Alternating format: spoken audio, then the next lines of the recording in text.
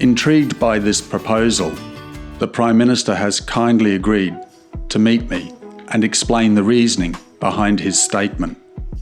The announcement of the independent Bektashi state first came from you.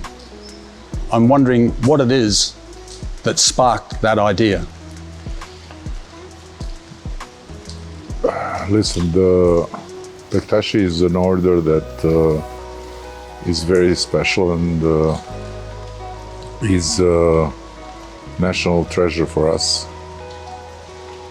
And unlike the other communities that are part of bigger constellations and can rely on long chains of solidarity and also of help for educating their young clerics or for building their infrastructure and so on and so further, the Bektashis are just masters of their own fate, and they don't belong to any constellation. And that's why it's important to do everything possible to keep them alive, because otherwise they will face extinction. And giving them a special status, I'm sure would help them to generate more revenues for themselves, and also to have a place they deserve beyond the borders of the country. What does an independent Bektashi state mean to the Albanian people and also Europe? Listen, this is very symbolic and in terms of size is very modest. It's just very few hectares in the land they already own and where they already have their center. But again, for Albania, it means to highlight a very precious part of its national heritage. And for the community itself, it means to have a guarantee that it will keep going without facing extinction. Oh. Should any religious community within Albania perceive any bias or privilege because of this, how would you address? They don't need to. This is not an Albanian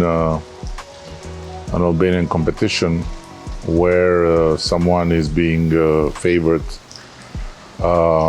and someone else is not. This is again in the nature of the Bektashi community. That is a community relying only in its own self, while the Sunni Muslims, the Christian Orthodox, the Catholics, they belong to far larger constellations and they have their own points of reference outside the country, and they have many choices to educate the young priests or the young imams and so on and so further. So I don't see any reason why they should feel like being treated unfairly. Thank you very much, Prime Minister.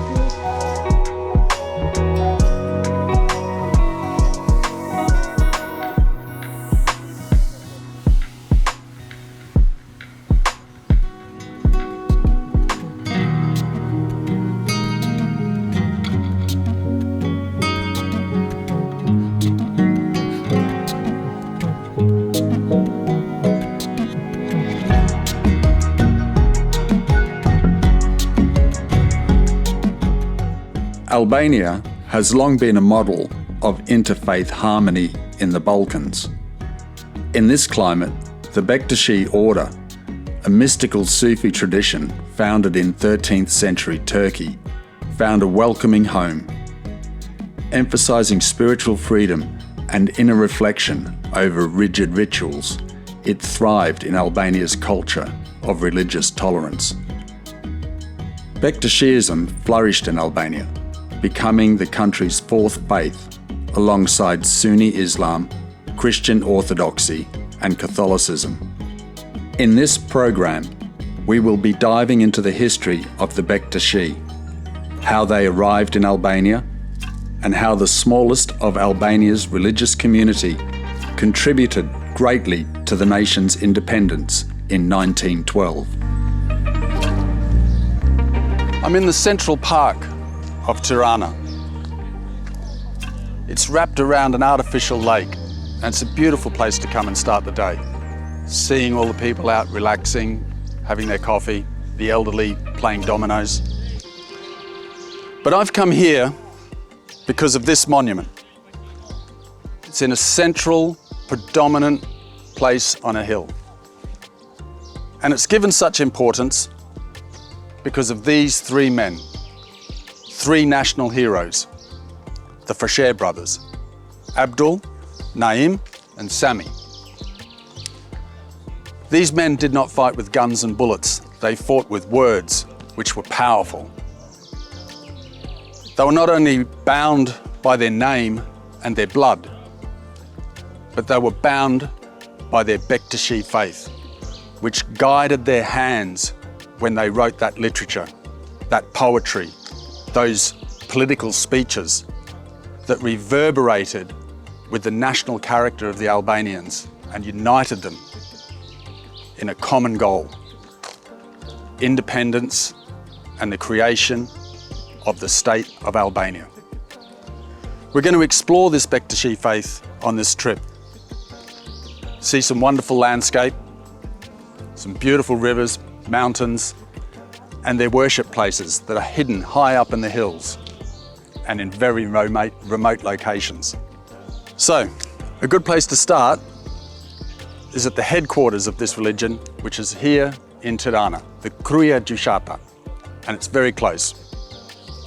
Let's go check it out.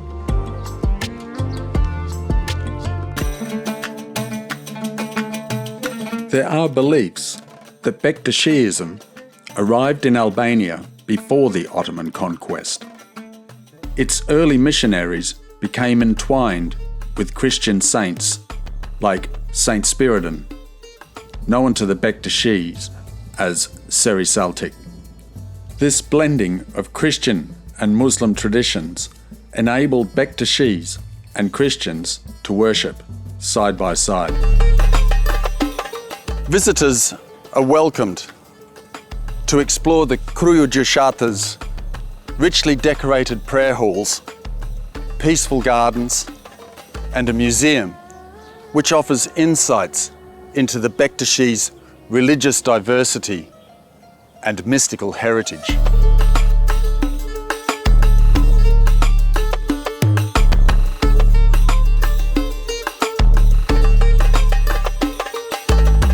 Like many faiths around the world, 3 is an important number to the Bektashi.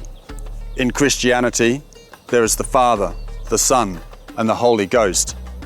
To the Bektashi, there is Zoti, God, Muhammad, the Prophet, and their most important Imam, Ali. This Holy Trinity made it easier for the Balkan Christians to understand Bektashism and paving the way for Sunni Islamic teachings when the Ottoman Empire expanded.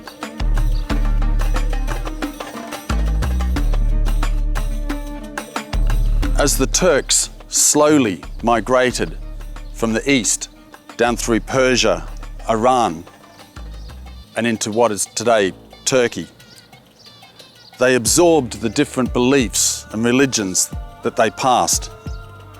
And it was in the 13th century that this man, Haji Bektash Veliu, incorporated them all into what is today Bektashism. Later, in the 15th century, it was formalized as the religion that we know today.